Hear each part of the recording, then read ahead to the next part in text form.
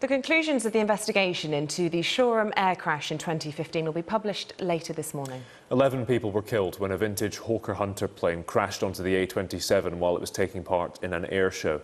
Sky's Rebecca Williams reports. It was August 2015. This was the moment a Hawker Hunter jet failed to pull out of a loop-the-loop at the Shoreham Airshow. It ended up crashing into a fireball on the A27 below. 11 people were killed, including Matthew Grimstone and Jacob Schilt.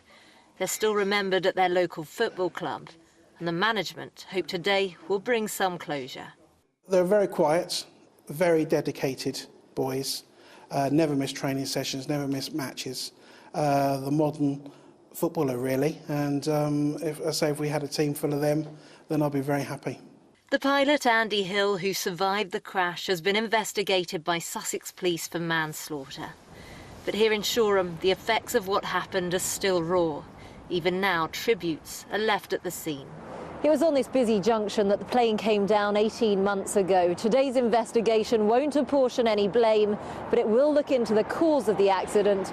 It'll also look into recommendations so that similar incidents don't happen in the future. The rules for running air shows were pretty good. They'd kept people safe for a very, very long time at air shows, that is, the spectators. But what had become apparent with this investigation is that the rules were not being very tightly applied. Another of the victims was Maurice Abrahams, a chauffeur who was en route to a wedding when he died. He was really quite a character, and I feel that his death, along with all the others, of course, is very, very tragic, and that is why this report is very important to me. A year and a half later, this is a community that now wants answers.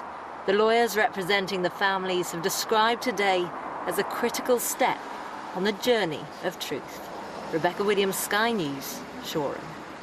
The pilot of a Hawker Hunter jet crashed at the Shoreham Airshow, killing 11 people because he failed to gain enough height in order to complete a successful manoeuvre. That's according to a report by the Air Accident Investigation Branch. The vintage aircraft plummeted to the ground in August 2015, hitting vehicles travelling on the A27.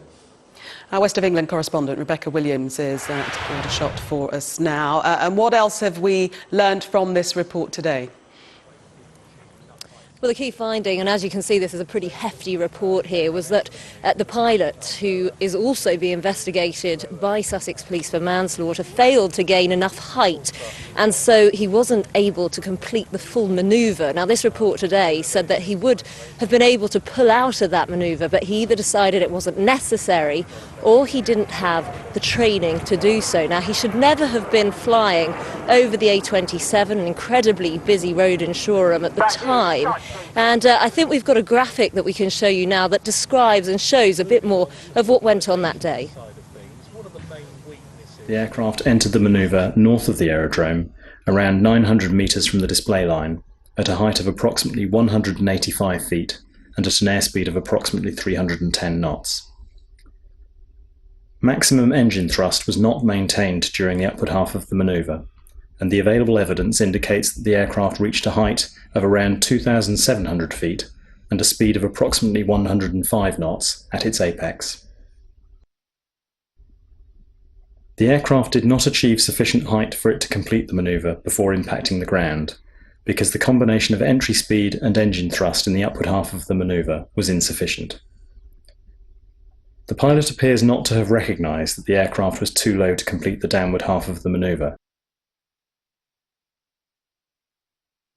Now, this investigation by the Air Accident Investigation Branch has taken around 18 months. They have spoken to the pilot, Andy Hill, on 7 occasions, but he hasn't been able to recall what happened on that particular flight. They also mentioned in their report risk assessments. They criticised the risk assessment carried out by the organisers as being wholly inadequate. It didn't mention particular planes that were taking off, and it didn't address and highlight the people who could have been most at risk. Also mentioned in this report report today was the Civil Aviation Authority. They are the people who approve the safety regulations for these air shows. And today this report saying that of all the air shows that they approved for safety in 2015, they only actually visited the sites of 7% of them. So some pretty interesting findings here, but of course they have now made around 33 recommendations so that things like this don't happen in the future. And just to reiterate, Rebecca, this isn't about apportioning blame, is it? It's simply to establish the causes. That's right. Today is to try and find out why this crash happened and to make recommendations so things like this don't happen in the future. The role of the police and the CPS is, of course, to apportion any blame if there is blame to be found. But the Air Accident Investigation Branch does not find any blame.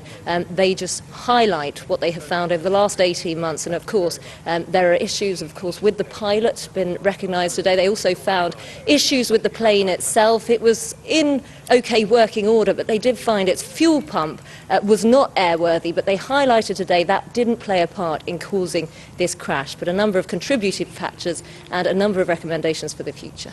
OK, Rebecca, thank you.